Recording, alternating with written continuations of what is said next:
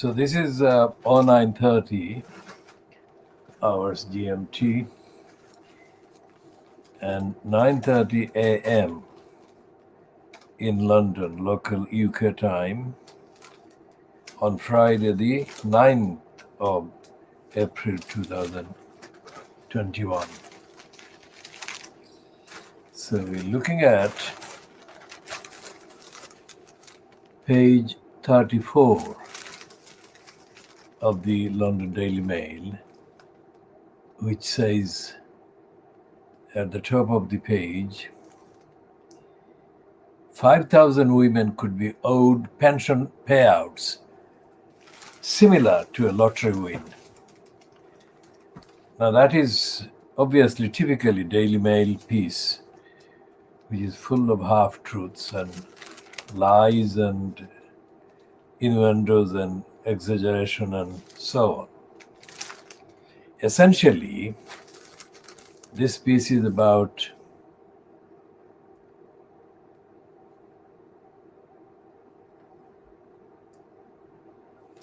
the propaganda for the crook Steve Webb, who is called Sir Steve Webb, former pension minister. The crook, he's saying that the group should contact the Department for Work and Pensions as soon as possible. He said, it's incredible, there are thousands of women getting such tiny pensions, but even more incredible that many could potentially be entitled to tens of thousands in back payments. It is as if they are sitting on unclaimed winning lottery tickets. It's very important that women on these very small pensions make contact with the DWP as soon as possible. Now, this is something that people outside of the UK may not be familiar with. But most of these so-called news items in the Daily Mail, for example, women, the trigger word is women. This is intended to appeal to the emotions that are aroused by connecting women with poverty and low pay and less equal income than man. Now, the men are generically referred to as being, compared to women, better off or getting better benefits and better income. That's not the case. So those are the limitations and those are the actual weaknesses. But the biggest weakness in this kind of story is that this criminal that I'm calling criminal, Steve Webb, a criminal, is now running a business as an expert, posing as an expert on pensions and so on. But even worse than that, he's using insider knowledge, because this crook was imposed as a minister for pensions in the condemn collusion, that is condemn, that is libdam. Coalition we call collusion, complicity, corruption, conspiracy against the most vulnerable and the poorest people. So he was imposed as minister in the name of pensions. And while he was minister, he perpetrated a lot of lies, serial lies and denials and obstructions, and he behaved illegally by withholding the pensions entitlements of thousands of people, or even millions of people. And he is not referring to what he did. And the Daily Mail is not saying what he did. But in moral, ethical, and evidential and legal kind of context, all of those facts should be disclosed. When a crook and a criminal like Steve Webb is given the propaganda and a plug for his business, the current business, as if he landed here from the outer space with the divine kind of package of wisdom that is nothing to do with the real life involvement of the likes of him in criminal denial of people's rights. And that criminal denial, by definition, affected so many women. Well, the Daily Mail at page 34 today is saying it's only 5,000 women. And it says could be owed pension payouts similar to a lottery win. It's a very enticing kind of headline that is designed. It's designed to give the impression to the gullibles, that is, the people who are easily guided by propaganda. And he says that people are advised to contact the DWP. And the experience of contacting the DWP means that they will not be getting any information by contacting the DWP. So what they would do, and which is what the underlying purpose of this plug is, they would contact or look for contact address for the crook Steve Webb, who has now spread another web of lies. And a lottery win could be anything from £1 to millions of pounds. Now, what that illustrates about the society, about the government in the UK, is that it's not doing its job. It's not serving the kind of needs of the people who are in need and who are lawfully and legally, under the law constitution, entitled to service and support and help. We shall look later in this edition at the current entry on the crook Steve Webb, and we shall update on the criminality that he perpetrated against the claimants of both sexes and both genders. Anyone watching this channel, Khoodeelaar television channel, in the last 8 months or so, would have come across references to this criminal Steve Webb quite a few times,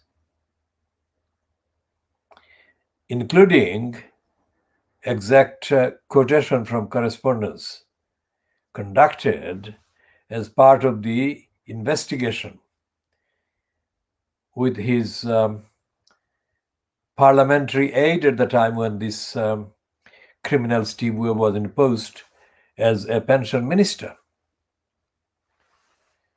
So this is a pause. The next paragraph, let's say, this narrative, is a reference to a woman called Rose Altman. Altman is spelled Altman. Now, Altman was also a pension minister. He is a former pensions minister in the conservative kind of regime.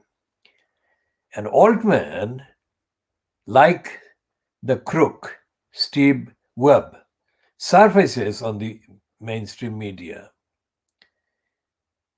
including the Fleet Street outlets, as an expert on pension, solely based on the fact that she was a minister in the DWP, the same DWP.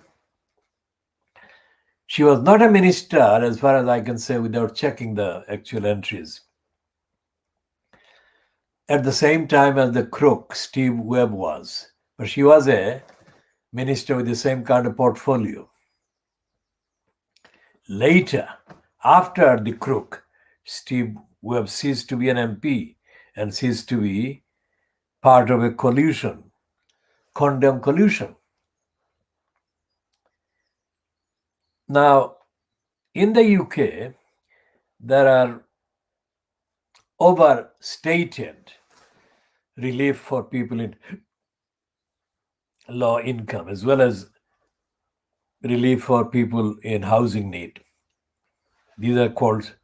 These two are called housing and, let's say, benefits. Social security used to be called social security.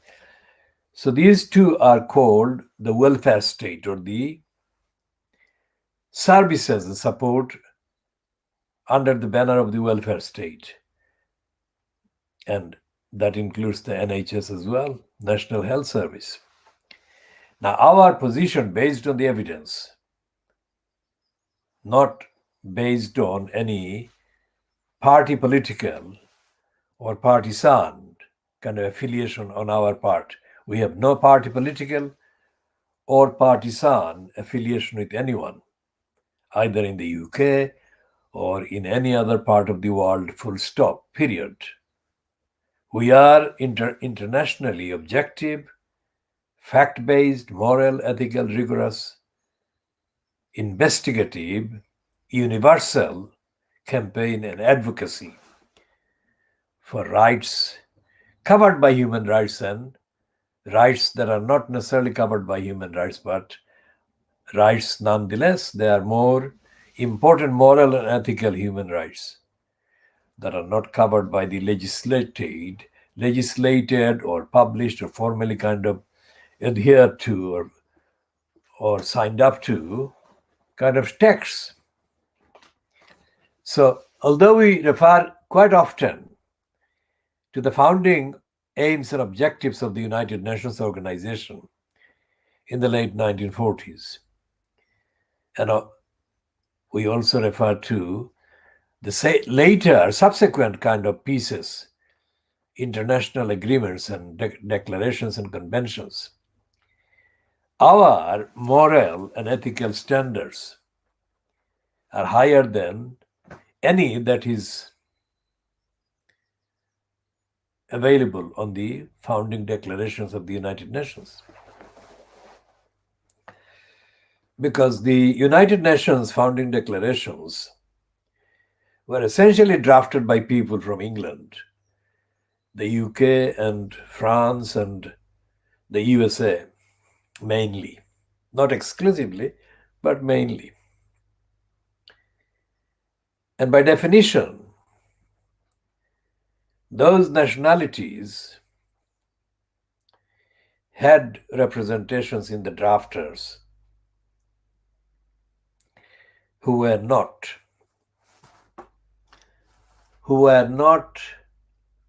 voluntarily dedicated to the codes and values of international standards, morality, ethics, justice, fairness, equality, and all those things. So everything that is contained in the collection, the written collection of the founding declarations, aims and purpose of the United Nations Organization is far shorter, far less comprehensive than what we advocate. And what we advocate is based on the empirical evidence that we have been accumulating over the decades. Let's say if the United Nations is, let's say, 70 plus years old, then ours is just a decade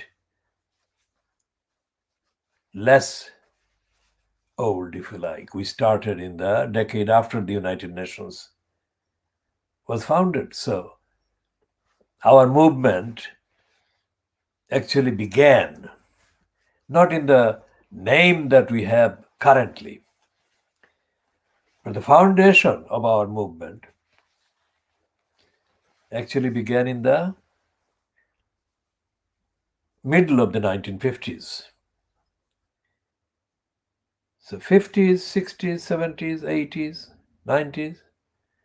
It's a very long, consistent audit of what the United Nations has been up to, as well as what the signatory states that are members of the United Nations and are active signatories to the founding aims of the United Nations. Aims, charters, agreements, declarations, what they have been up to. And as can be seen in the case of, let's say, a country like Poland. Poland is now, it has embraced, the state is now comparable to the state that existed before the formal assumption of power in the 1930s by the Nazi Party in Germany. And many of the post-1945 rhetoric and narrative have been comparing Poland of the 1940s, 1930s and 1940s favorably. That is to say, the commentators who have been fixated by their alleged interest in identifying anti-Jewish atrocities committed by the Nazis under Hitler. There have been almost all of them Western, and all of them simultaneously as their so-called interest in opposing and tracing the foundations and the origins of the anti-Jewish activities in the 1930s and 40s. But they are now, and they have been over the decades, expressing and exhibiting various forms of racism against African people, against Asian people. So they have been, on the facts, on the evidence of their conduct and behavior, claiming that their opposition to what they call anti-Semitism amounts to their also being against racism against the African and Asian people. That cannot be the case. Simply not the case. Logically, that cannot be, and factually, most certainly not. As if that were not bad enough, their assumption that I have summarized, they have been aggressively anti-Muslim. In addition to being anti-Asian generally and anti-African generally, they have been specifically anti-Muslim throughout the last 8 decades, let's say. And when this program is styled as the World Exclusive Diagnosis of Fleet Street, this titling, this labeling of this program is based on all that evidence of the last 70, 80 years. And as readers of our online posts will be familiar, we have been conducting investigation into the behavior of the governments and the states of India, Pakistan, and Bangladesh in the period starting, let's say, from the August 1947. Now, this is world exclusive as well because nobody else is doing this. The Indian state government platform that has been launched in the last 18 months, based somewhere in northern India, and styled after the North American kind of platforms. It's a propaganda platform and which apes and imitates a lot of North American kind of and Western European kind of descriptions and phraseology and imagery. This is a propaganda arm of the Indian government, Indian state. And it is not objective. Why we are saying that? Because that is the only, in terms of scale, in terms of the reach, and in terms of the transmission range, that is the only program coming out of India that could be compared to the CNN or any of the North American kind of platforms. And by definition, these platforms and organizations have got millions of viewers and followers and people who share them millions of times altogether.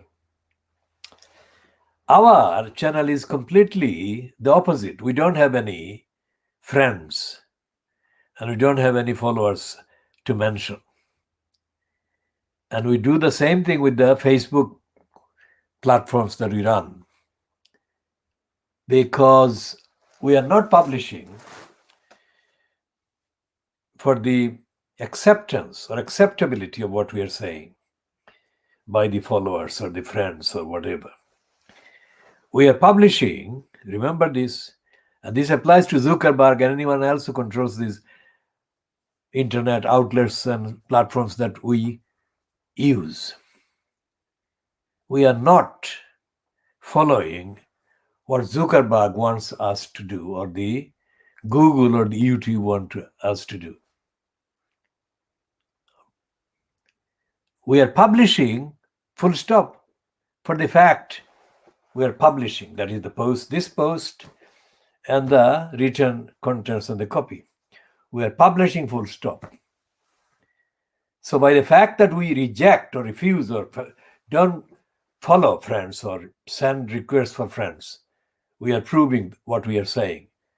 It's not a kind of thing in between that cannot be ascertained. We are not following friends.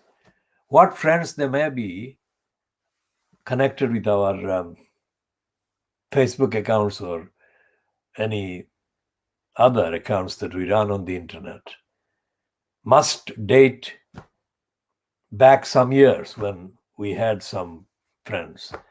But we never had any interest in having friends in the way that almost all the accounts crave to have and kind of depend on having. We publish for the facts and for the fact that we publish what we publish. It's world exclusive and it is original and it is diagnostic and it is ethical, moral, and of course it is in accord with the highest standards of international and objective moral and ethical values that we espouse and assert. Anyone who wants to check what we are saying can find out. That's the nature of the internet. So that is the only thing that we are accepting. We are using the platform and we are leaving our contents available for specific inquirers or searchers. But we are not doing this as a chat or as a part of the exchange with anyone. What we are saying, therefore, is unique on all the key measures and values. And we are not, once again, charging anyone anything.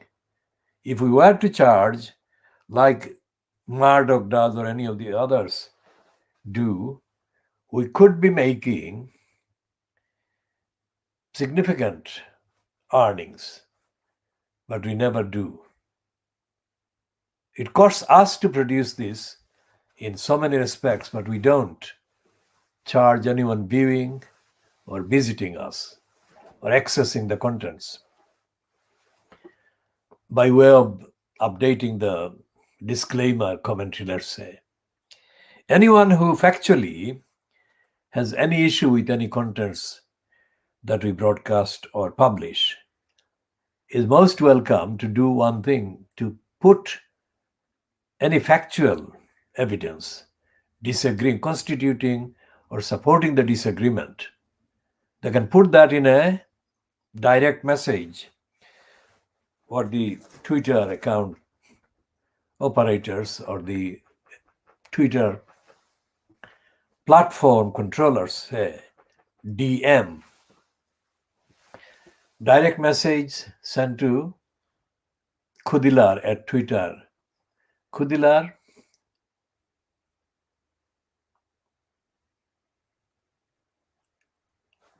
the Twitter account. We have got other accounts, but this account is the most kind of well circulated one compared to the other ones for the time being. We are involved in the campaign as a movement with more than 24 kind of accounts at any given time. And we have posted since the beginning of the century, when we started using the internet platforms. Not all the posts are accessible because of the change in the behavior and operational kind of controlling done by the owners of the platforms. Not every post, most of the posts that we posted at the beginning of the century may not be immediately accessible, but they are subject to disclosure to us by the people who control the platforms. So including all of those that we have started for the last, say, we have been posting, say, last 21 calendar years, the actual numbers of posts that we have posted,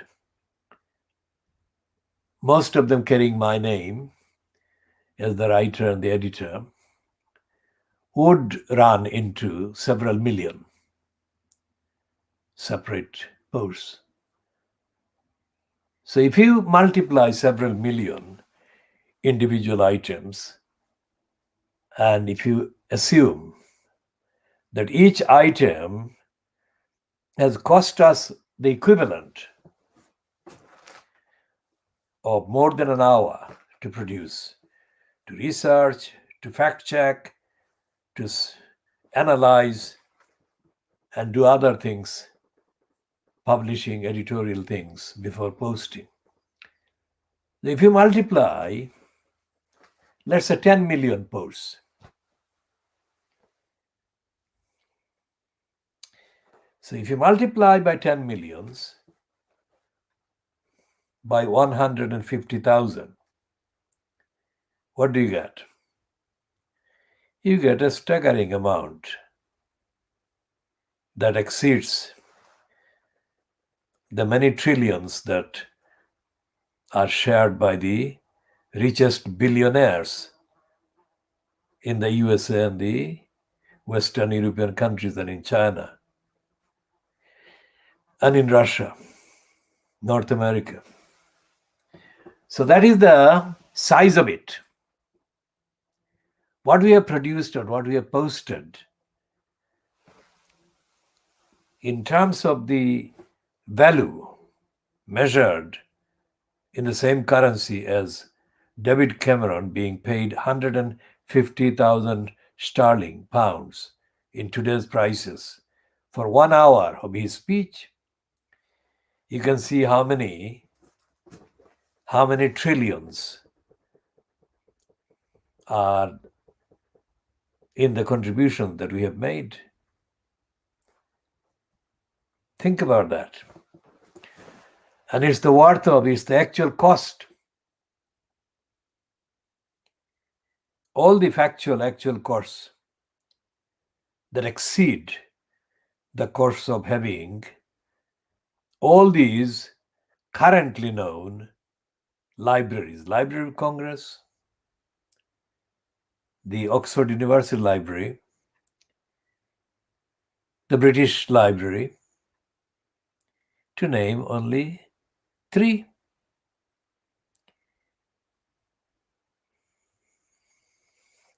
So, today is Friday, the 9th of April 2021. And what we are doing is looking at we posted earlier in the morning. We posted a tweet, or a number of tweets, condemning the Financial Times as being wrong in saying that Starmer is struggling to equal Johnson's vaccine bounce. As we have named the Financial Times as the financial crimes, this is in keeping with that naming. Because the Financial Times is not telling the truth about the financial conduct of the people whose behavior affects millions of people's income and rights and so on. It is the kind of in-house daily magazine for the crooks, big-time crooks. For example, on pages,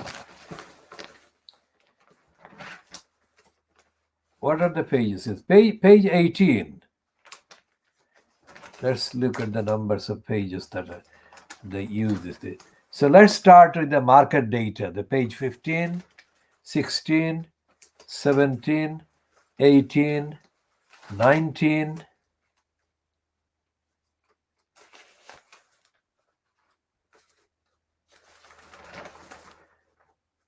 So 15, 16, 17, 18, 19, 5 pages of today's Financial Times has got this data, including the FT 500, the world's largest companies.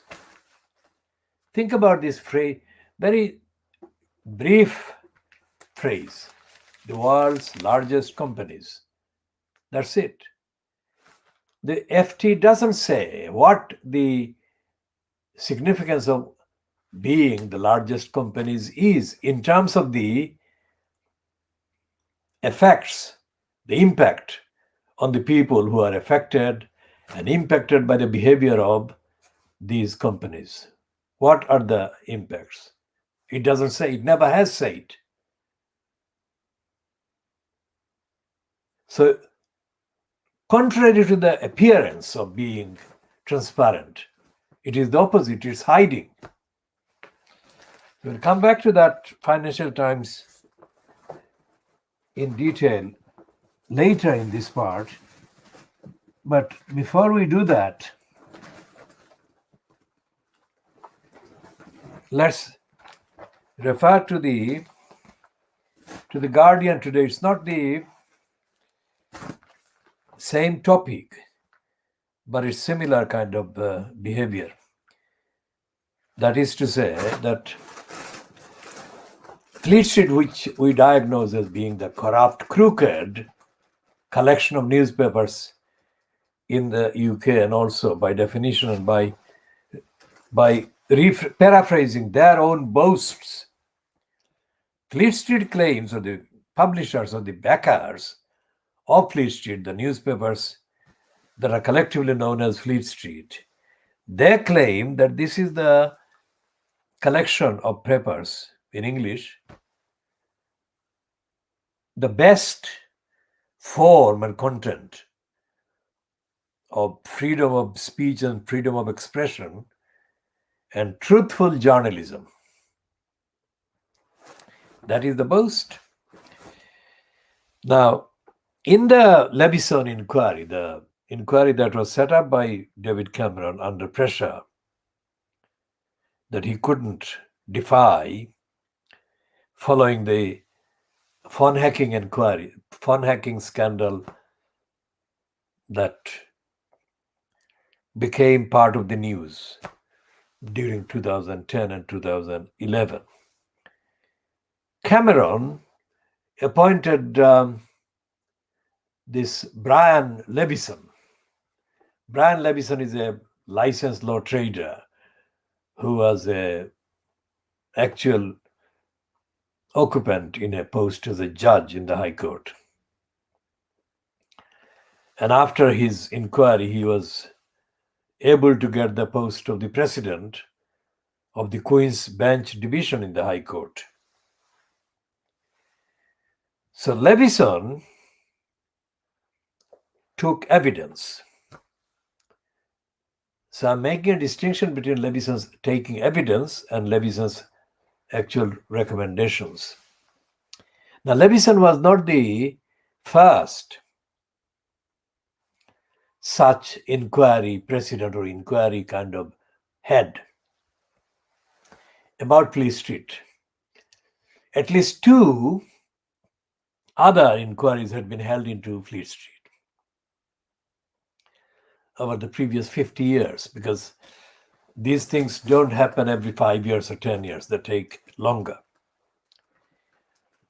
And as I have said before, when I say as I have said, because this is my assertion, not anybody else's, and it's not from somebody else, somewhere else. It is my unique, investigative, evidential, ethical, moral, and factual finding that all the inquiries in the British kind of state framework are bogus. And the inquiries are not only bogus because of the contents of the recommendations and their analysis, but they're bogus because they are always, ever instigated or started in order to divert attention of an outraged section of the public by a particular outrageous revelation or disclosure. So all the inquiries are traceable, linkable to the outrage of a particular time or of that particular time. And when the government fails to find an excuse or finds anything acceptable to the public by way of explanation or accountability, it rushes out an inquiry. The most recent one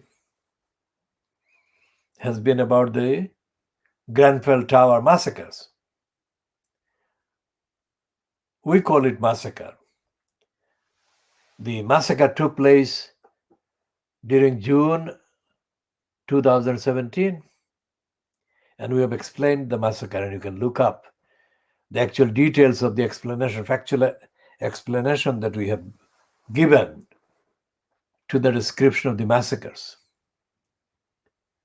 Because the tower, the Grenfell Tower,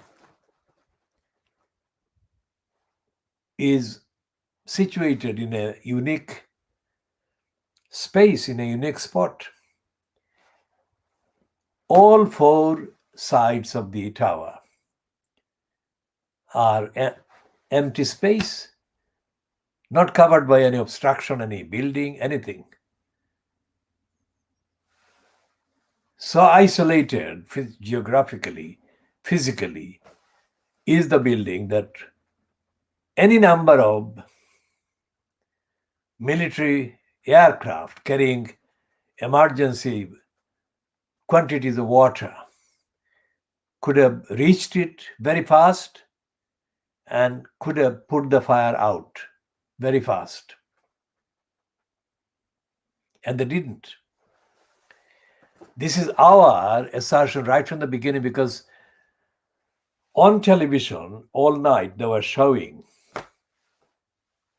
the building on fire, being on fire, building ablaze, and no military aircraft pouring very important quantities of water on it. So the massacre was done deliberately, was allowed to take place. That is not the only reason, but for saying massacre, because the building was exposed to that kind of fire spreading very fast. And that exposure was done over a number of years. And the exposure was done by the local council ignoring many years of warning by both residents, concerned residents, and other people concerned about the safety of buildings like that. So when all of these facts began to get headline treatment, the government of Theresa May was left with no option but to do something desperate in order to deflect attention from all these causes that were traceable to the government, to the local Westminster Kensington Borough Council, and big companies. So she set up the inquiry, Grenfell Tower inquiry. And immediately, the attitude of the inquiry chairperson attracted very widespread attention because he was a reactionary, he was a right-winger, and he was an opponent of the poor people and people in the social category that were the victims of the massacre.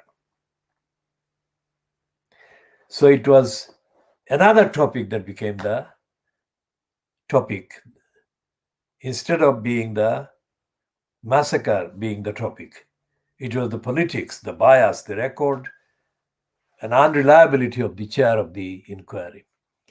And it's not confined to that one. Many other inquiries have similarly been kind of the subject of serious objections raised factually on the evidence of the record of the person appointed chair that they would not be delivering the truth. And the Grenfell Tower inquiry is not going to deliver the truth. Nor did the Macpherson inquiry. Now, Macpherson is also another ex-judge who was appointed to investigate this racist murder of Stephen Lawrence in April 1993. This is April. This is 9th of April 1993. And we shall look up the details of the murder of this boy. Let's see what the entry says.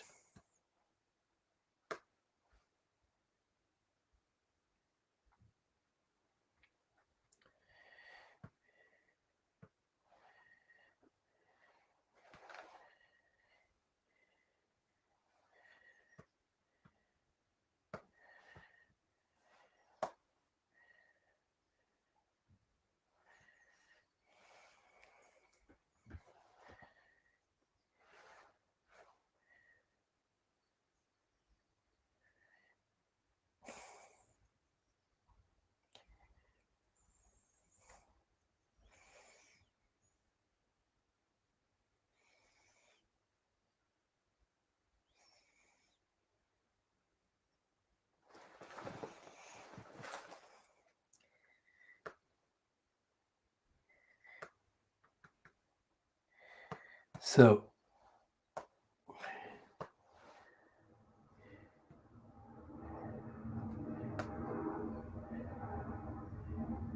Stephen Lawrence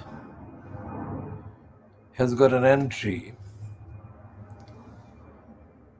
and the date is, of course, later this month, of the anniversary of his murder, the 22nd of April.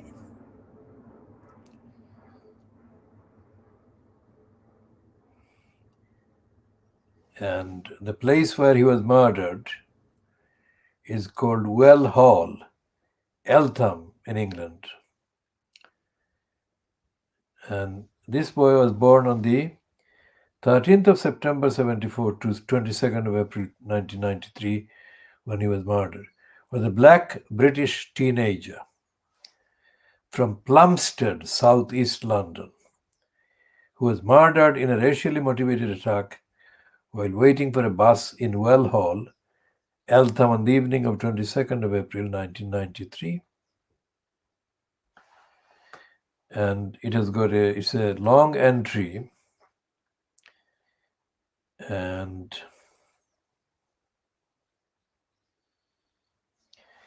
we are looking at the Stephen Lawrence inquiry. Remember what we were talking about, the inquiries. And on the 31st of July 1997, now that is more than 4 years later, Jack Straw, who was the incumbent in the Home Office as the Home Secretary, ordered a public inquiry to be conducted by Sir William Macpherson, and officially titled the Inquiry into the Matters Arising from the Death of Stephen Lawrence. Notice that. They're not calling it the racist murder of Stephen Lawrence. They're calling it Death of Stephen Lawrence. So that gives you the game. Gives away the game.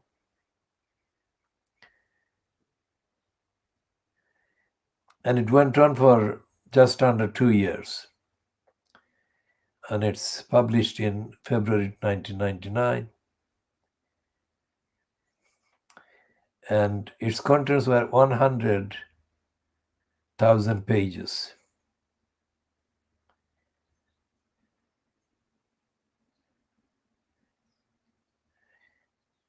And it concluded that the original Metropolitan Police Service investigation had been incompetent and that police had committed fundamental errors, including failing to give first aid when they reached the scene, failing to follow obvious leads during their investigation, and failing to arrest suspects. The report found that there had been a failure of leadership by the senior Metropolitan Police, and that recommendations of the 1981 Scarman report, compiled following race-related riots in Brixton and Toxteth, had been ignored. Notice that this is the entry I'm reading at 10:18 hours GMT on Friday, the 9th of April 2021, and it is admitting that.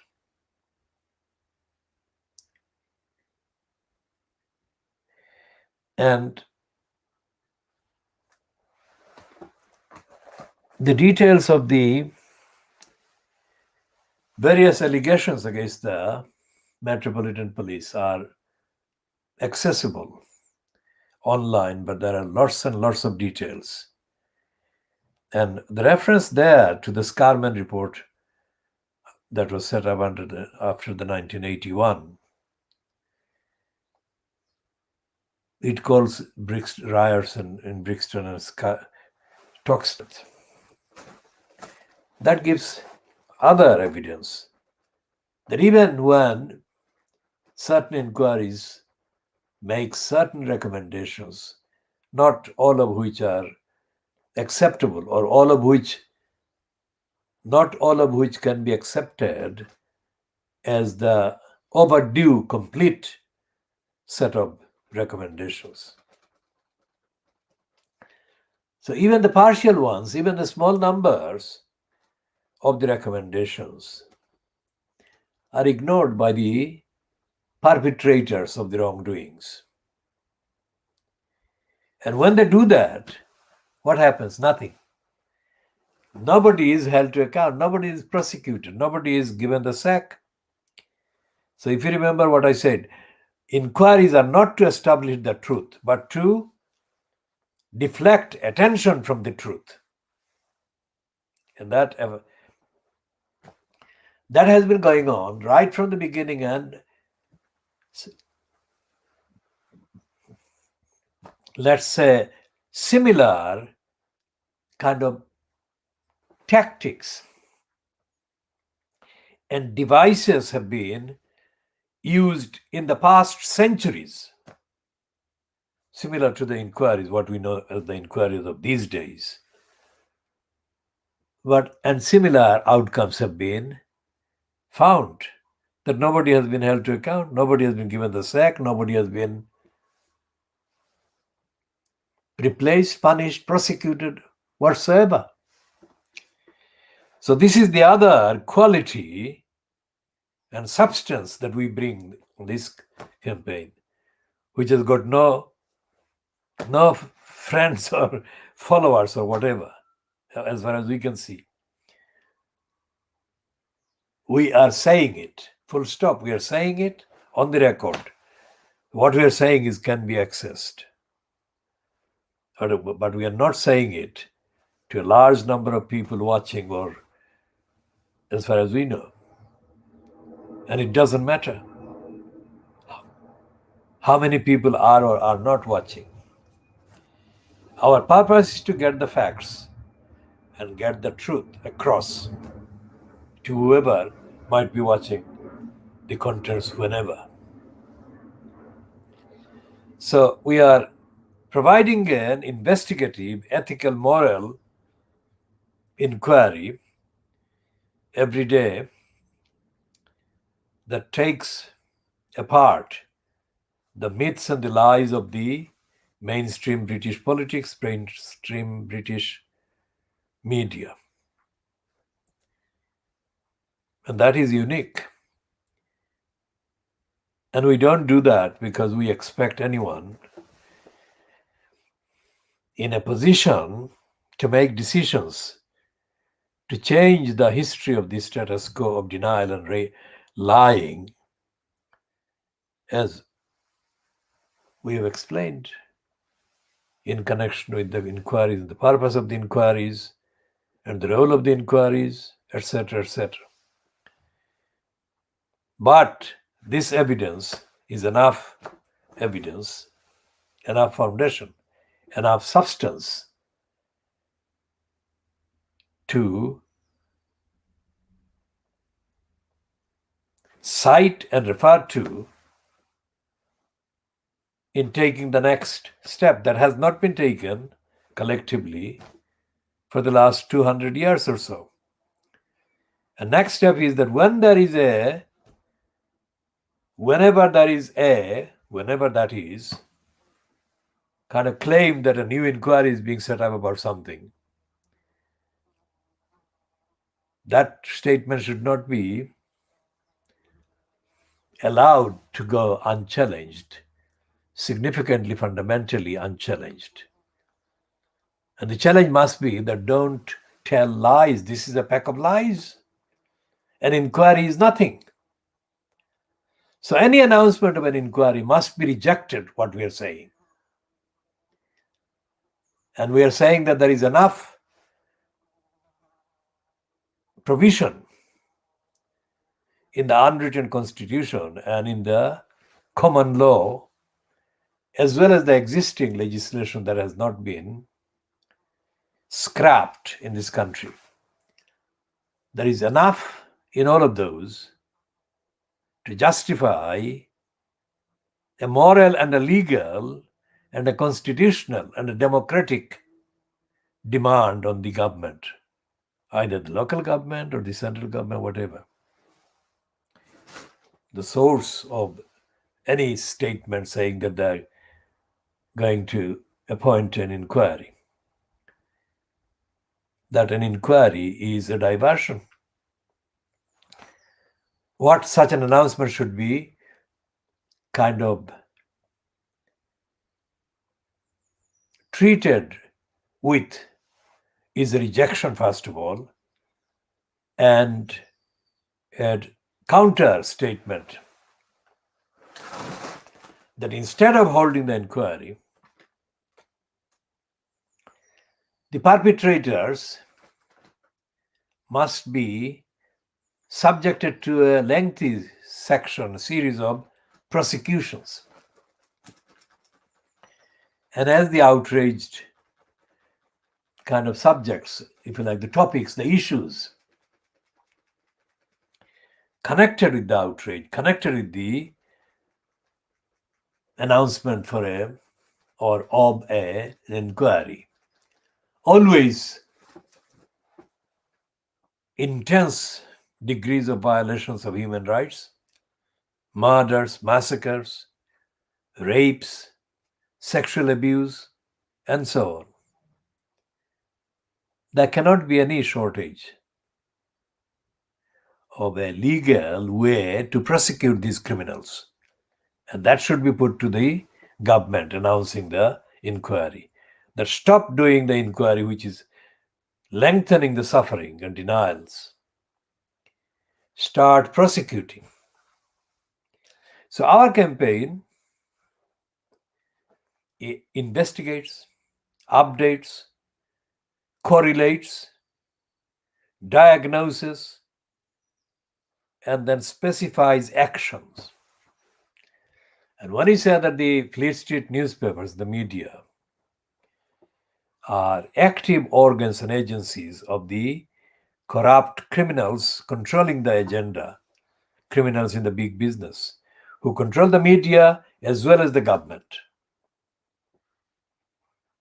We don't accept that there has ever been a neutral democratic government in the UK ever. Not because we have prejudice against such assertion that there has been a democratic government. We are not prejudiced. But everything we say, treat and cover and investigate, we do so by applying the rules, universal rules of fact and evidence and neutrality and objectivity and transparency.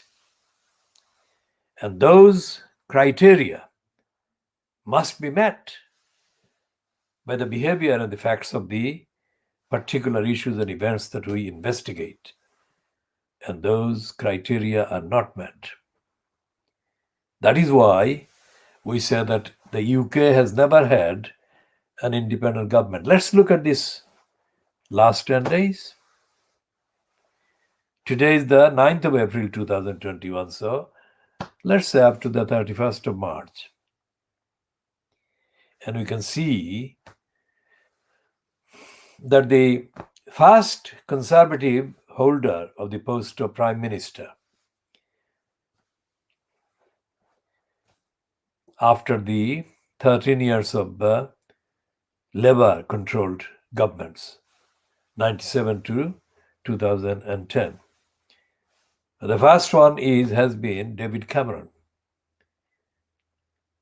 And Cameron has featured in the mainstream news platforms and outlets as the sleazeball. That was not the first sleazeball of the month. The other one was, of course, Boris Johnson, whose sleazy behavior during his period as the occupant in the post of the corrupt post of London Mayor during 2012 and 2016. He abused that position to the point that he said to Jennifer Arcuri, who had asked him not to kiss her in public in the street or in public in London. And Johnson had told her, "This is my city. I don't care." That is the exact quotation from Jennifer Arcuri's interview given to and published by the Mirror Group newspapers. So Johnson was not hiding, not disguising his contempt for the public, contempt for the public standards, and contempt for the public integrity and decency. And it is the same Johnson, it is the same period that he took part in at least 4 separate incidents or episodes of law breaking, allowing public money to be given to Jennifer Arcuri, and doing so by hiding and denying any sexual relationship with her that he was having. So when the allegations, claims were published by the Mirror Group newspapers, one statement issued by Johnson via this fascist policy supporter, Allegra Stratton. I shall come to explaining what her fascist policies are. Saying that Johnson at all times was following the Nolan principles. Anyone who has been observing the behavior of Boris Johnson in the last, let's say, 20 years in public life would know that the one thing that Boris Johnson cannot be connected with is any principles. And this is evident in his latest outburst justifying his attack on Muslim women. He said that he was exercising his freedom to say what he thought. And his thought was hostile to Muslim women wearing their faith-based type of dress and clothing. And he attacked them in a racistly anti-Muslim incitement statement. It is the same racist illegality that has been cited by every single racist and anti-Muslim in this country in the last 40 years.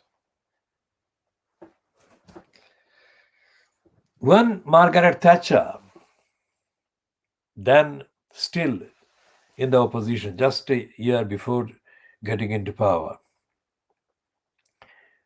told the World in Action program, broadcast by the ITV channel,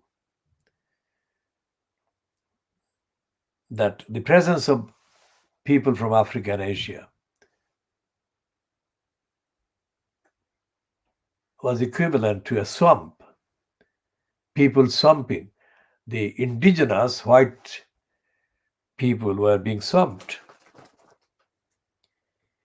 And the indigenous white people were rather worried that they were being swamped.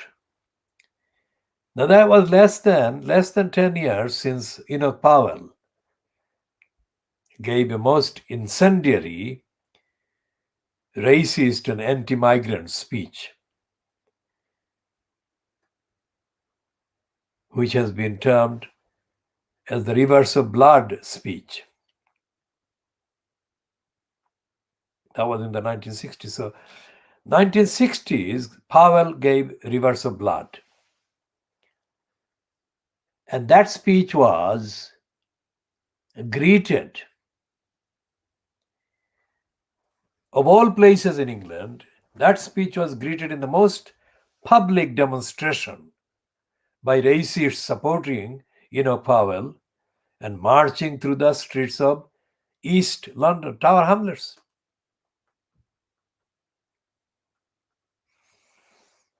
Now that was the decade after the 1950s Notting Hill attacks on the Jamaican people on the streets of Notting Hill in the 1950s. So you can see that the 1940s was the decade that marked the ending of the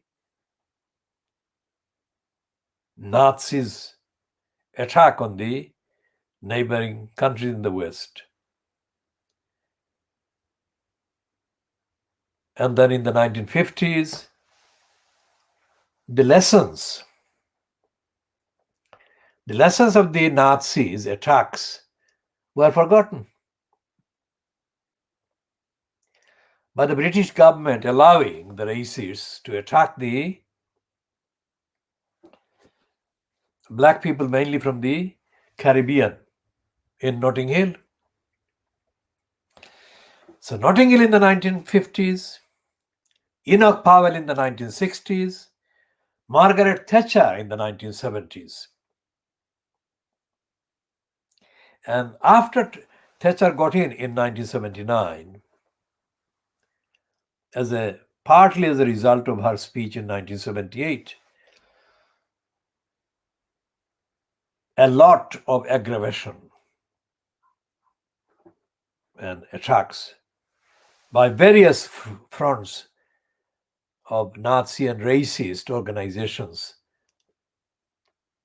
took place right across England. In the 1990s, so the attack on Stephen Lawrence in April and a near deadly attack on Quddus Ali in September 1993 in the Commercial Road. Back to 1978. After Margaret Thatcher's speech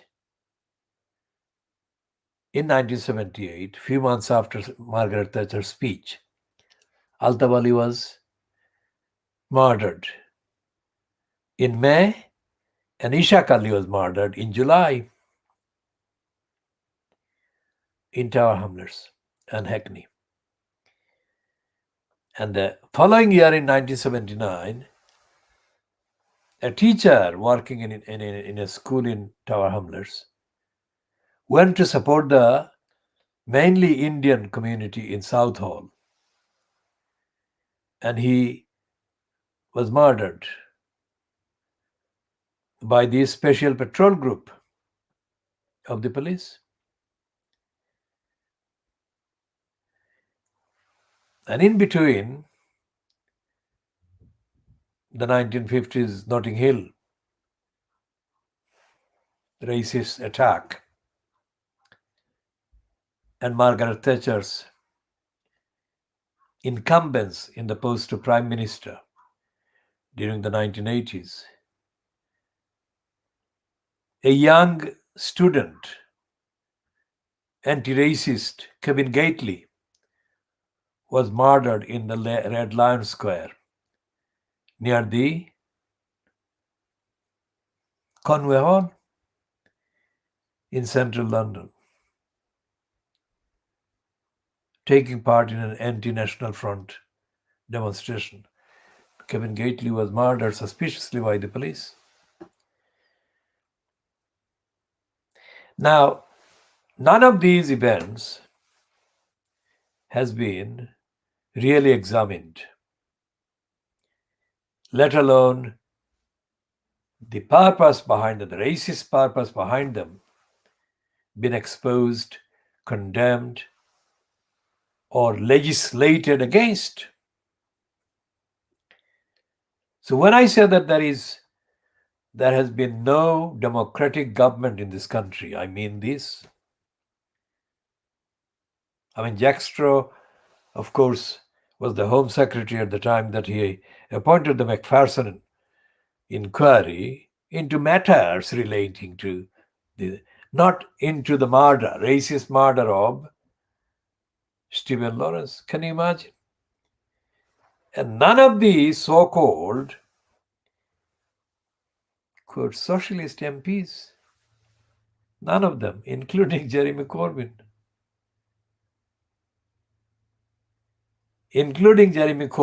or including George Galloway, remember him?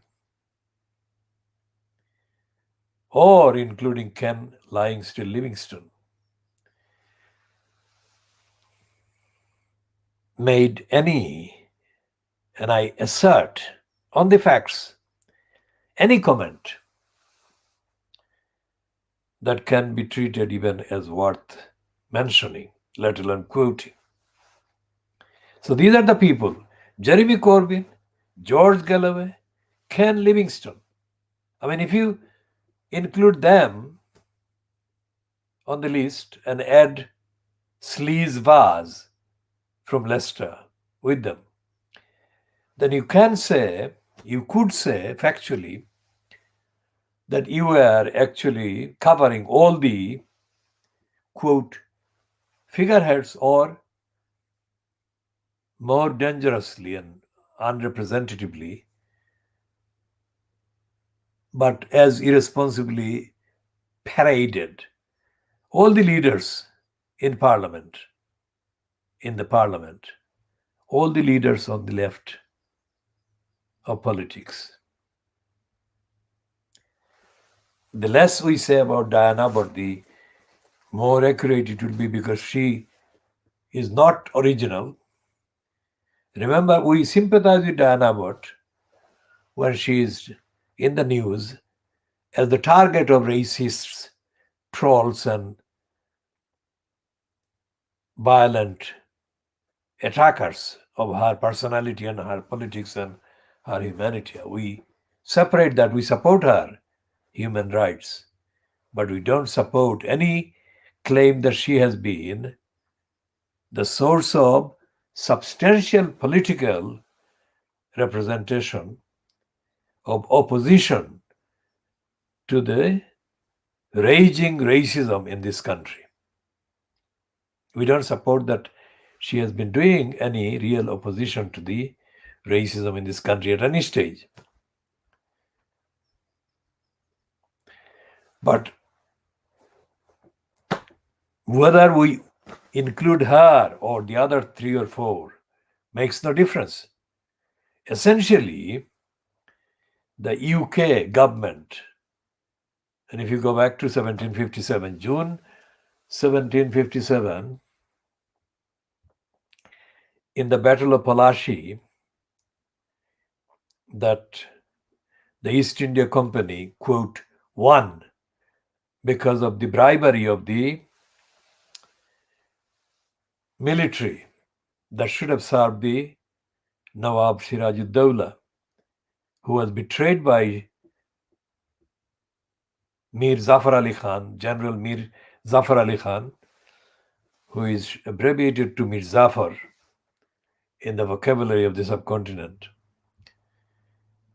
So 190 years they were there, up to 47, and another 74 years now, 74 calendar years since August 1947.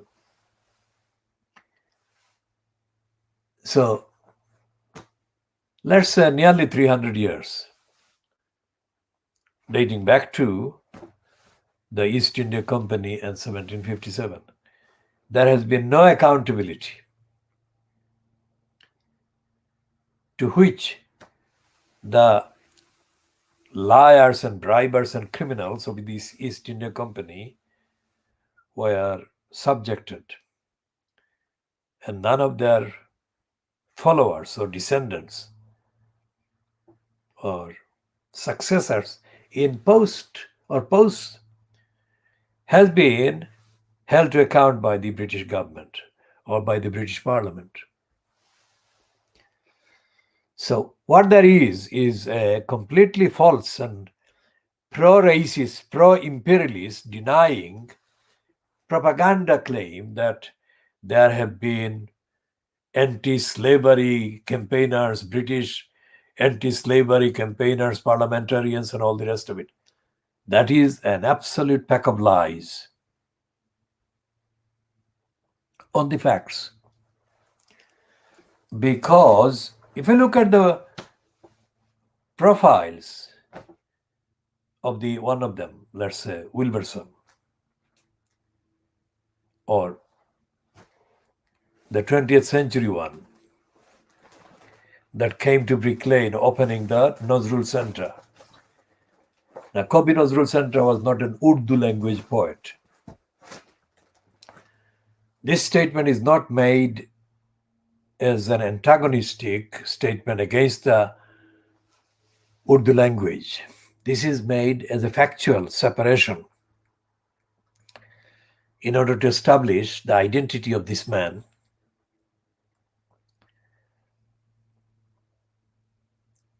who was treated as a guest speaker, main guest, invited at the opening ceremony for the Kobe Nazrul Center in Brick Lane. And the man ended up giving a speech in Urdu or Hindi. I mean, Urdu and Hindi are very interchangeable, so therefore he couldn't say which part of his spiel was Urdu or which part was Hindi. But essentially, he gave a speech in Hindi or Urdu. Whatever it was would be inappropriate for an event apparently marking the opening of a center named after the rebel poet in the Bengali language. I mean, and that's what happened. So if he was so stupid,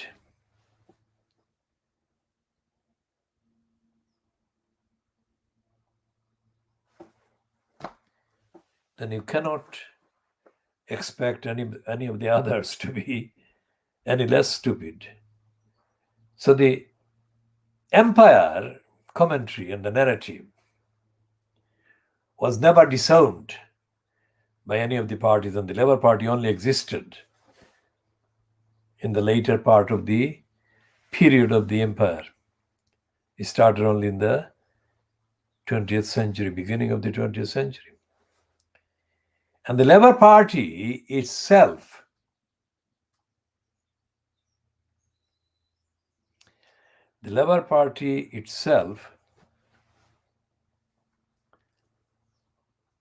has been, for most of its chronological years in existence, as a kind of major party, numerically major party in Britain, has been a disaster. It hasn't had the impact against the Conservative Party and the Conservative ideology and the big business and the colonialists, imperialists and the racists that it should have had.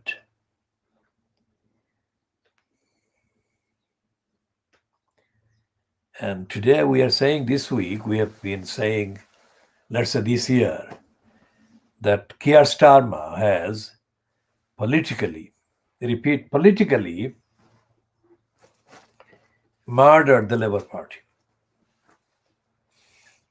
That's what we are saying. We shall be talking more about Keir Starmer later. We now look at Keir Starmer in the Financial Times, and the piece on the Financial Times today, that is 9th of April 2021, page 2 of the Financial Times.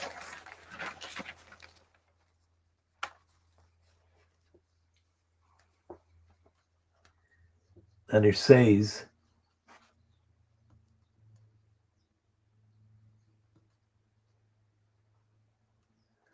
that Starmer is toiling against Johnson's vaccine bounce. Now, the Financial Times, as we said, is financial crimes, that it is concealing the truth about the financial criminals. So instead of being Financial Times that would apparently carry objective news or objective reports and accounts about the state of finance, it is actually an extension of the hiding corruption and criminality of the agenda of big business and their colluders in the Conservative Party and elsewhere in the British democratic kind of framework. Now, this is somebody called George Parker, who is described as political editor. And it is saying the Labour leader faces first test at ballot box with the low approval ratings and his party trailing. Now, the first test in the ballot box is due to be exhibited on the 6th of May. He says, George Parker says, the battleground on May 6 may be diverse, but every adult in Britain will have at least one vote in what is also Johnson's first electoral test since his 2019 general election victory. Now, the Financial Crimes is describing Johnson as the victor of the 2019 so-called general election, without any quotation marks around his name or the claim that he won or he was the victor. That is a lie, because two things stand out in that. First of all, the fact that this election took place was only possible because of the complicity of Jeremy Corbyn. The election should not have been held. It need not have been held. And the reason why Corbyn capitulated was because of the Brexiteering lobby operated for him by Len McCluskey at the United Union and other such anti-democratic wrongdoers operating the Labour Party. And as we said many, many times, Corbyn intellectually was non-existent. He was a garden gnome. He was a dummy. He is a dummy, and he will remain forever, for the rest of his political kind of life, a dummy. I mean, Corbyn facilitated Brexit because Corbyn never told the truth about his role over the EU referendum, either before or during or since. So Corbyn was put in a position of internal kind of pressure by Len McCluskey of the United Union and other corrupt Labour Party members or members of Parliament or MP wannabes, members of Parliament like Lisa Nandi, who lied, who persistently lied about the north of England being neglected by the people who argued or tried to argue for the continuous membership of the UK, of the EU. And although Corbyn himself was a supporter of the Brexit, ideologically and temperamentally, Corbyn could not be a supporter of the European Union, because Corbyn's entire record since he became a member of Parliament in the early 1980s is stuffed full of his support for the UK leaving the European Union. And nobody in the Labour Party who was a supporter of the cause for the UK's continuous membership of the EU, nobody, either as an MP or as a campaigner, pointed this out. So what should have happened? Corbyn should have been ditched as leader of the Labour Party immediately after June 2016 Brexit. He should have been ditched because of his record. Now, those criminals who created a facade that Corbyn was the revolutionary, all-time revolutionary, Democrat and internationalist, the like of whom had never been in position as the leader of the Labour Party. Those liars have gone silent now. They're dead. They're politically absolutely dead and absent from all the platforms that matter. So, what I'm saying is that Corbyn was an invention. Corbyn was an invention. It's not a kind of construction, hypothetical construction. It was an actual reality. Corbyn was foisted as leader of the Labour Party by the right wing of the country, right wing forces that made an effective opposition to the Conservatives impossible. And Corbyn's 5 years destroyed the Labour Party in all substance. Corbyn never made a point about any of the issues, not about migrants, not about poverty, not about housing, not about racism, not about the international state of disorder and warmongering that went on and is still continuing right across the Middle East. So Corbyn made no point. Corbyn was a pointless occupant in the post of leader of the Labour Party.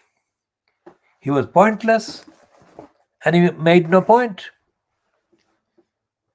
So, against that background, that legacy of pointlessness, Starmer stepped in and he completed the process. The Labour Party was on a sick bed and Starmer completely suffocated the remaining sick, ailing Labour Party politically, and it's been stuffed out of life, and life has been stuffed out of it.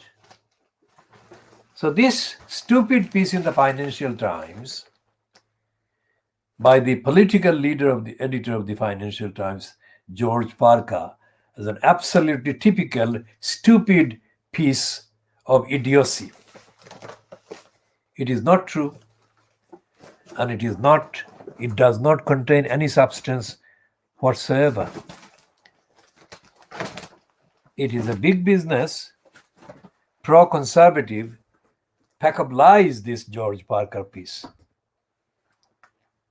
And it doesn't help the people, the so-called the many, that Corbyn suddenly discovered in the last year of his tenure, his disastrous tenure in that post.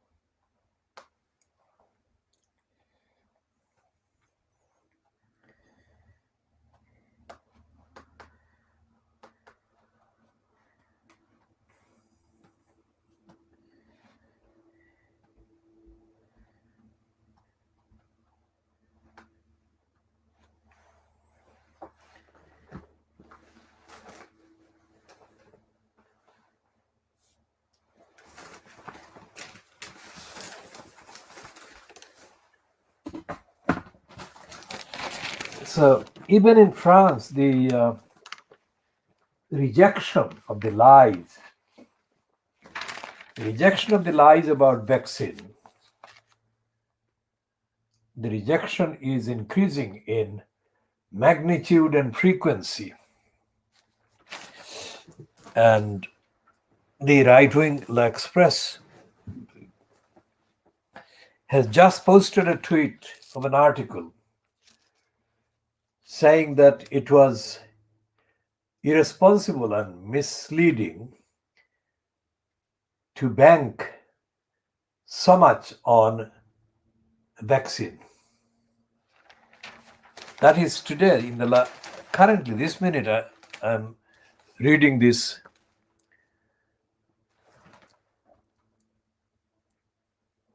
at 11:06. Now, this is the piece that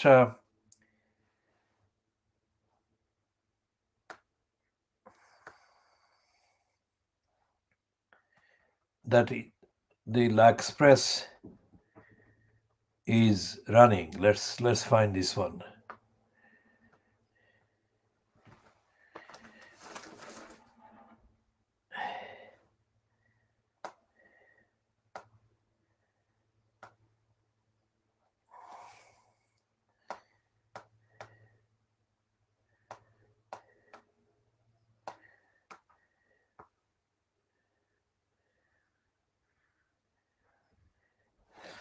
And Reuters has just posted in the last 41 seconds a tweet headed "Sterling," that is the pound, the British currency pound, falls, set for biggest weekly loss since 2020. And the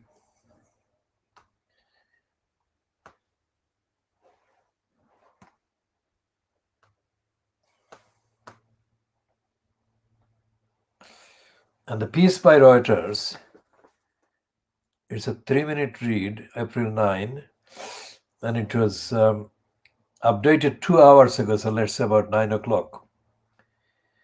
And it is datelined London, and it's by Elizabeth Howcroft, Howcroft.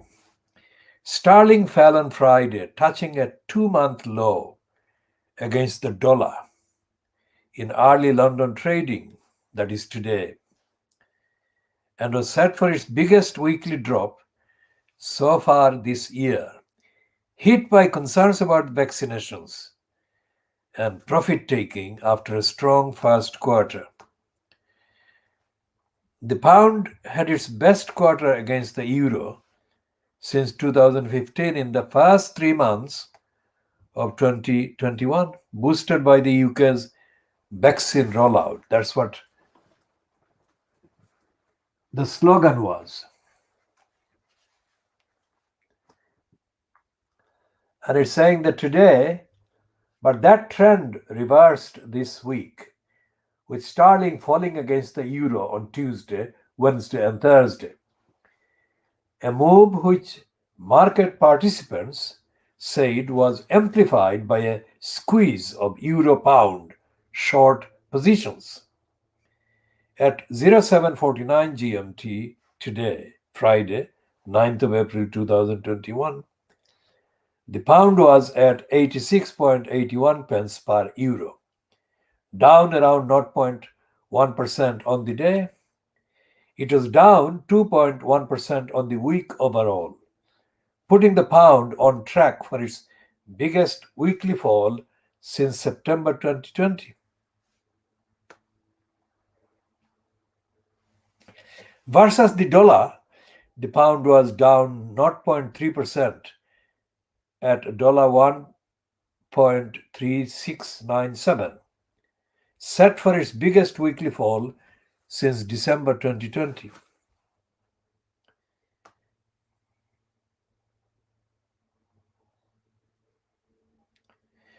And it quotes Marshall Gittler, head of investment research at the BDS Suisse, who wrote in a note to clients, "It looks like perhaps people are getting more optimistic about the rollout of a vaccine in the EU and less optimistic about the comparable move in the UK, and so on. So, this particular piece by this George Parker saying that Johnson is having a vaccine rollout is actually based on the lie that the vaccine rollout is being conducted as a safe rollout.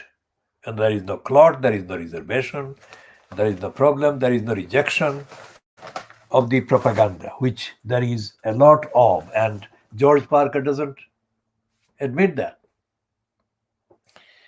But George Parker is still wrong about Starmer because he's treating Starmer as the leader of a live political movement, which it is not. He is not. Starmer is in the coffin, political coffin, because he has murdered the Labour Party politically. So Starmer should not be even compared to anybody. And if Johnson is to be examined and diagnosed, that has only to be done on the evidence of his claims and propaganda. And the lies that the Fleet Street papers, including the Daily Mirror so-called Labour supporting paper, have been perpetrating every day around the vaccine fantasy.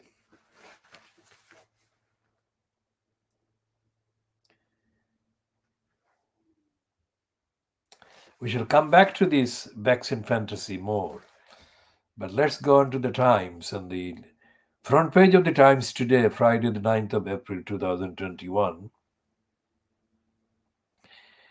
The first item on the top of the page is about Sunak, that is the finance minister.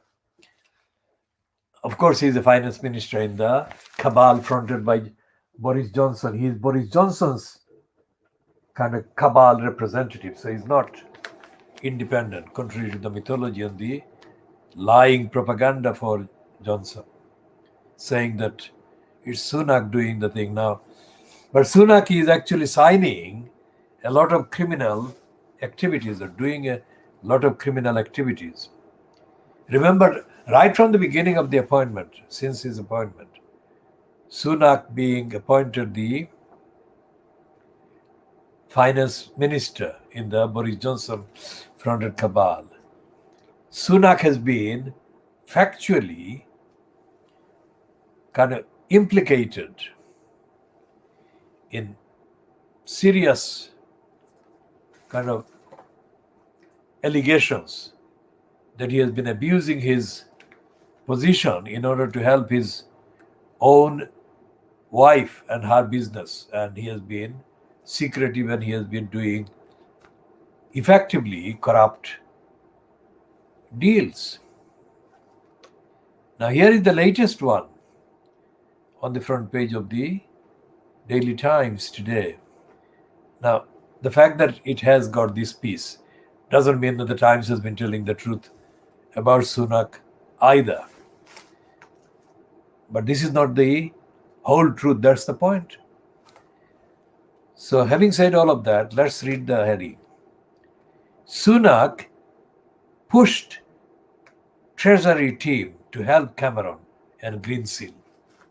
This is the most devastating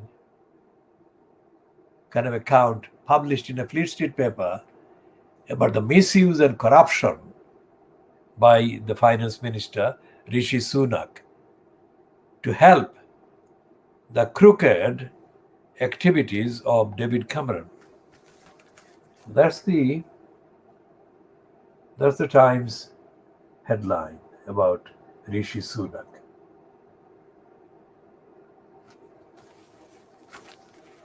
Although Sunak did the same thing by pushing the Treasury team to help Cameron, it also says that he did the same thing for helping Greensill. Now, Greensill is the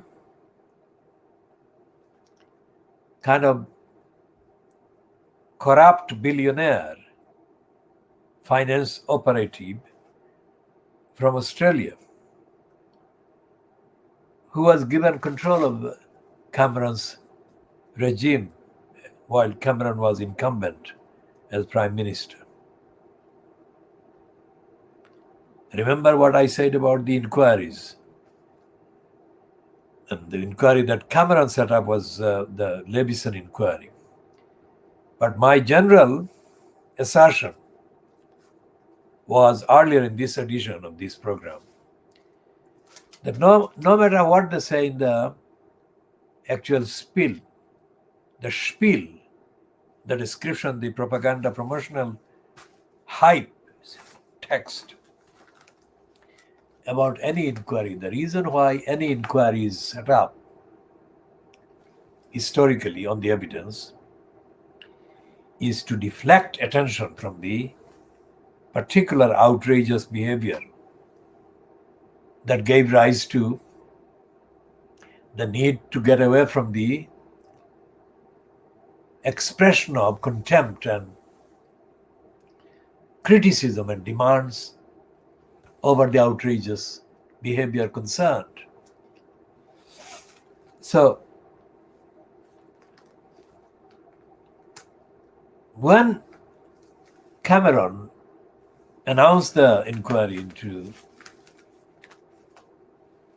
the misbehavior and misconduct of Fleet Street, he did that in order to hide the serious allegation that came across later in the parts of the evidence.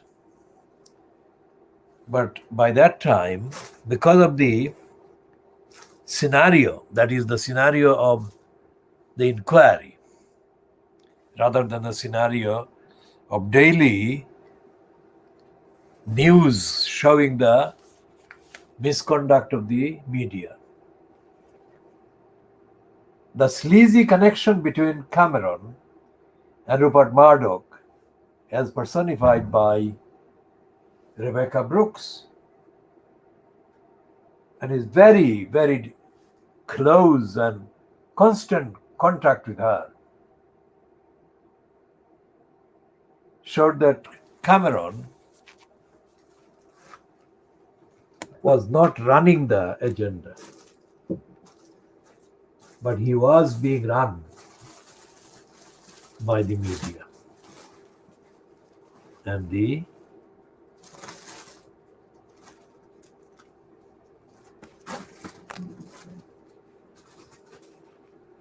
control was being asserted by Rebecca Brooks on behalf of Rupert Murdoch. So that was the truth that could not be concealed from the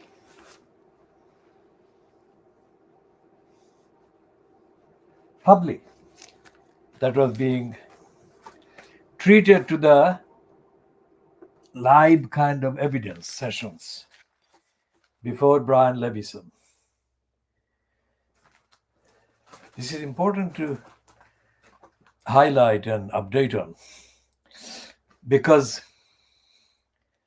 although all the contents of the evidence given by Rebecca Brooks showed that she had very close connection with the Prime Minister, David Cameron, the Brian Levison inquiry did not deal with that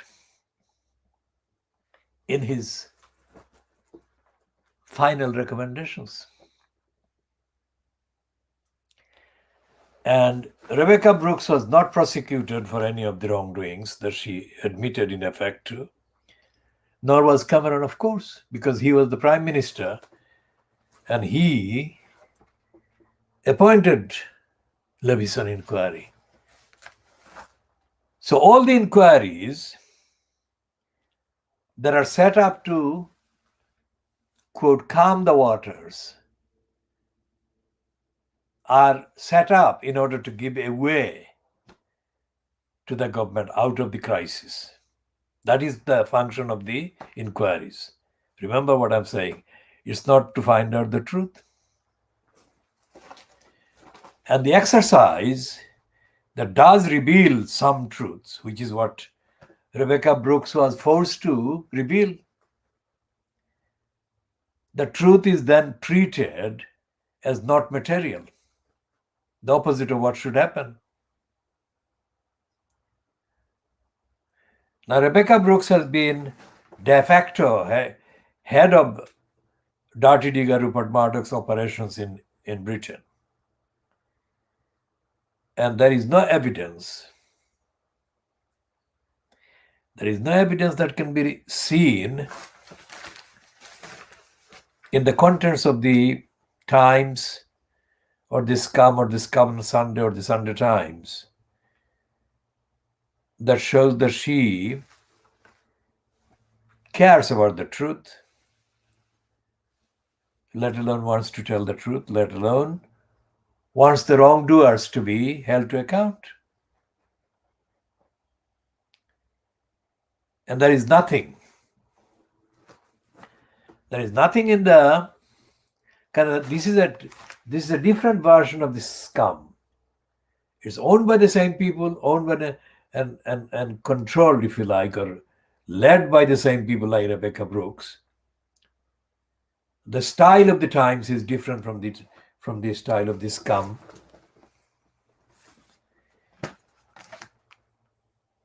That is today's scum.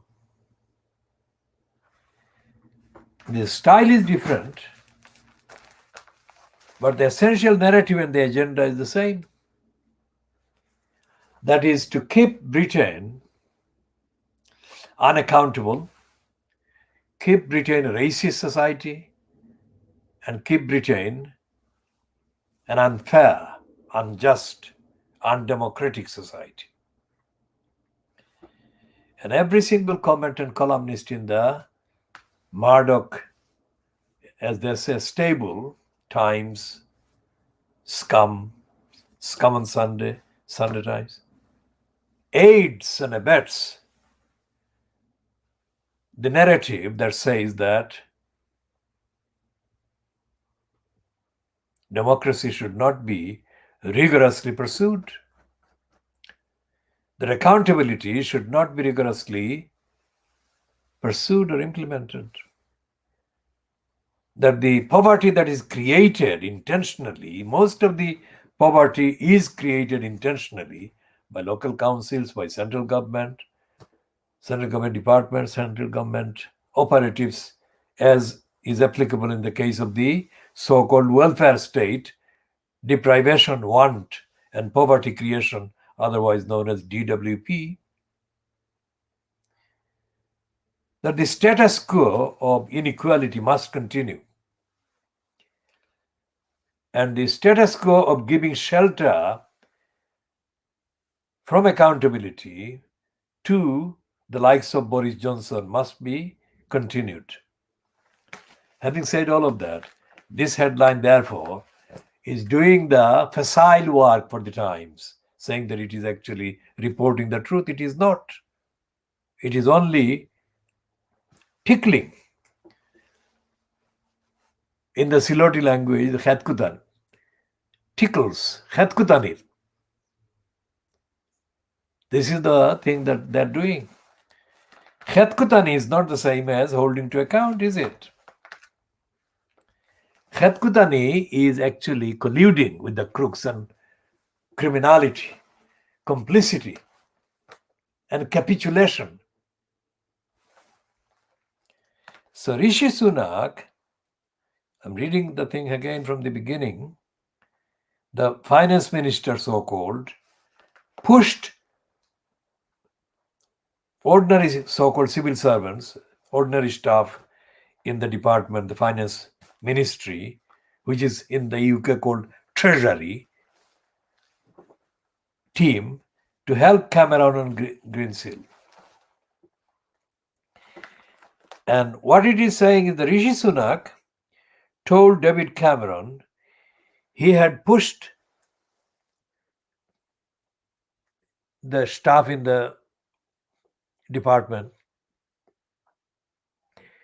to help the finance firm Greensill participate in a multi-million pound COVID-19 support scheme, text messages reveal. And the messages released following a Freedom of Information request show the Chancellor personally intervened to try to help after being contacted by the former Prime Minister, who is David Cameron, who was a paid advisor to that company. It led to nearly 2 months of negotiations between the second most senior official in the finance ministry and Greensill as they attempted to find a way to accommodate them. Now remember what this is about. This is COVID-19 finance. And it involved very large sums of money being stolen by them. When the decision was finally taken not to proceed with the scheme, Greensill was lobbying to be part of. Sunak personally phoned Cameron to break the news to him.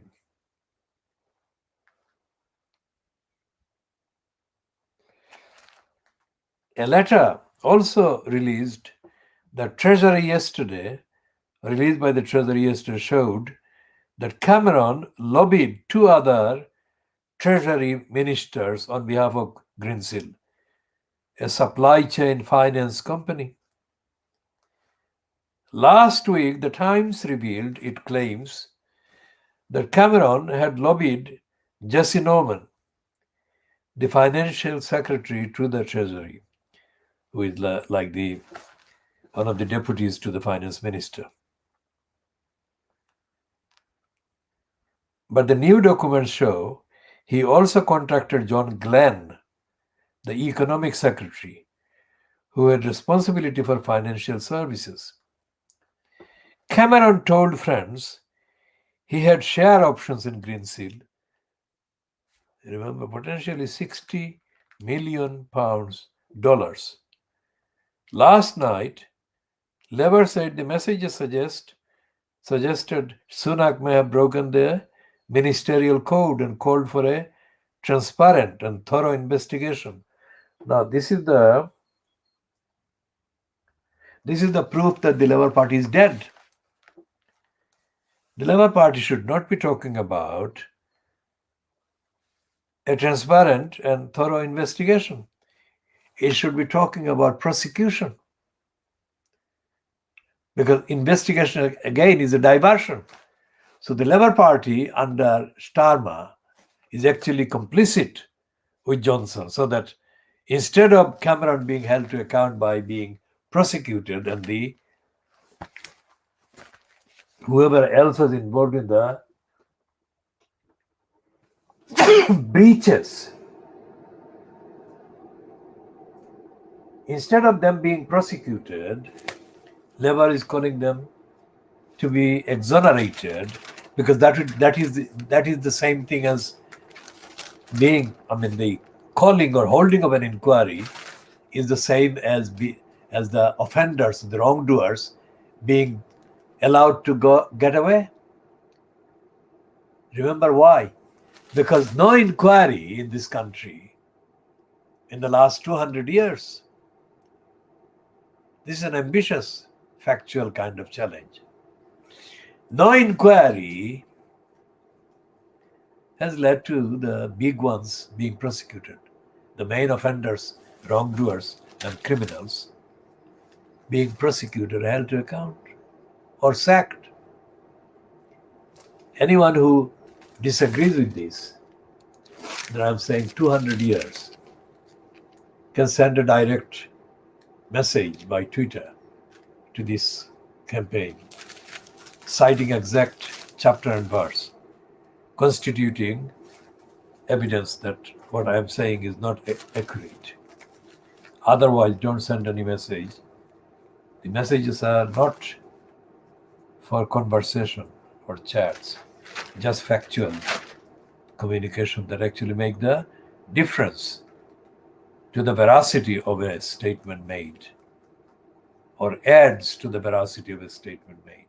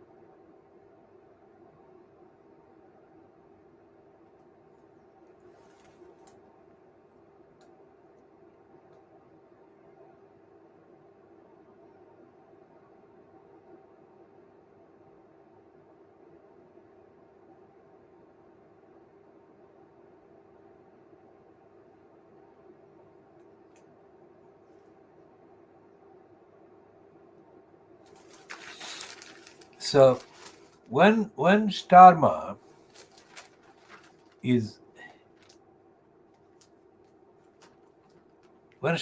is given credit by the Financial Times for still being the leader, he's not. Starmer is misleading, and he is completely destroying the fragile bits of democracy left in this country by completely murdering the Labour Party.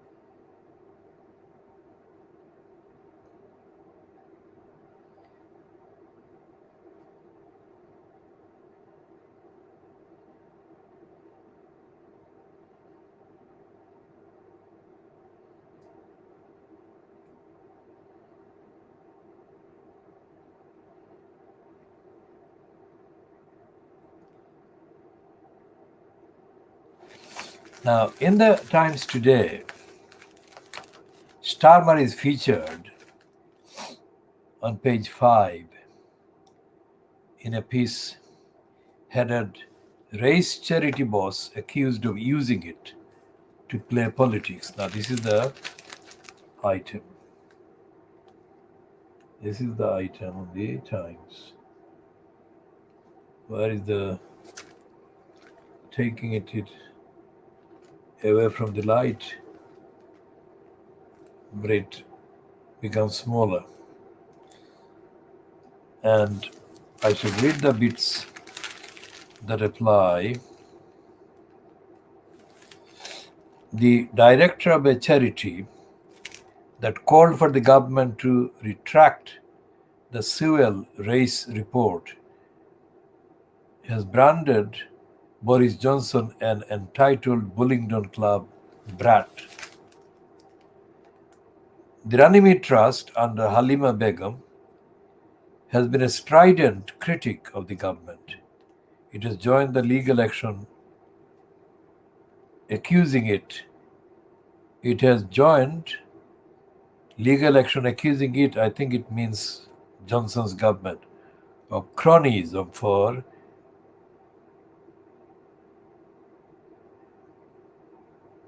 handing 3 key coronavirus-related jobs to politically connected figures. It has also attacked the report by Dr. Tony Sewell on race relations released last month. Critics of the long established charity have questioned whether it has been hijacked by socialists. Begum, 45, a Labour Party member, has described the report as entirely lacking in credibility. The trust helped to coordinate a public letter this week calling for the government to repudiate the commission findings immediately and withdraw its report. The letter states that signatures from politicians and political party representatives will not be accepted in this open letter to preserve its political neutrality. Begum is open about her political leanings. She became chief executive of the trust last September after standing as a prospective parliamentary candidate for Labour Party in Poplar and Limehouse in the 2019 general election campaign. She failed to make the selection shortlist but campaigned for Labour. The former civil servant and non-executive director of the Labour Campaign for Human Rights has been an outspoken critic of Brexit and Tory policies on social media. In late 2019, she labelled the Prime Minister an entitled Bullingdon Club brat and attacked Priti Patel, the Home Secretary, as an Islington-born millionaire one-percenter. The Runnymede Trust was founded more than 50 years ago and has become a prominent voice in the fight for racial equality, positioning itself as non-partisan body. Its criticism of Sewell report's conclusion that Britain was not institutionally racist received widespread coverage, including in the Times.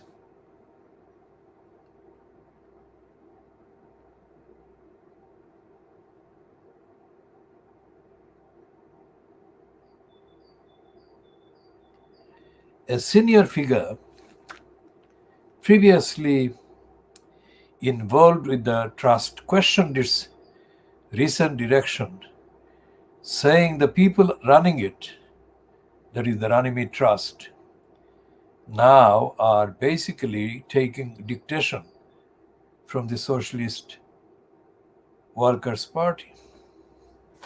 The staff members were previously employed by Labour MPs, and Begum is one of the two team members who have posted on social media about campaigning for Labour in the last election.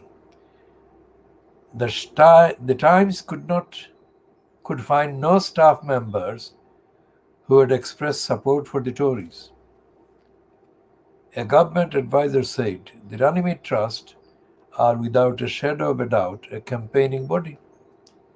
He questioned the charity's decision to join the Good Law Project, a campaigning group to challenge the process of appointing three key figures to combat COVID-19, including Baroness Harding of Winscombe, the Tory peer,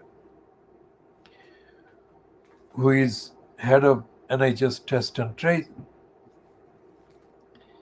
The advisor asked, what does that have to do with tackling racial equality? The answer is absolutely nothing, unquote. Under Charity Commission rules, charities cannot campaign on a political issue unless the work directly relates to their charitable purposes, and so on.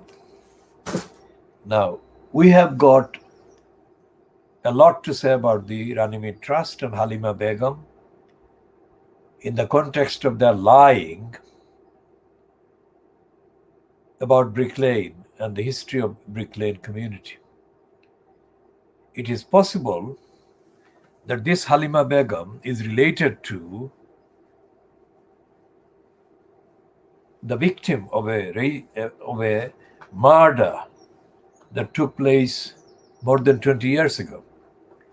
The murder took place not long after Labour Party came to power, and the location of the murder was in Islington. Now, if this Halima Begum is the sister of the young person that I remember as Kamal, then of course she is lying on purpose about the community in Brick Lane. And we shall be publishing chapter and verse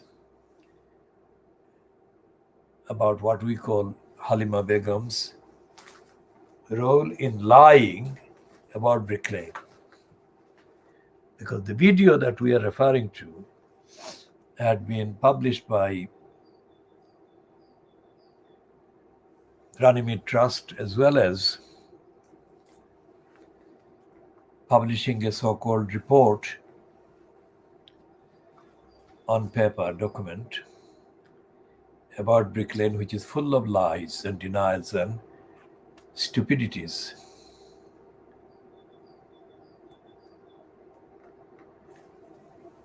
Now, that is not in any way to agree with the times. I mean, the idea that this program, this Runnymede Trust project, is being dictated to by the Socialist Workers' Party or anything like that. Now let's look at the duration of this program so far, this edition.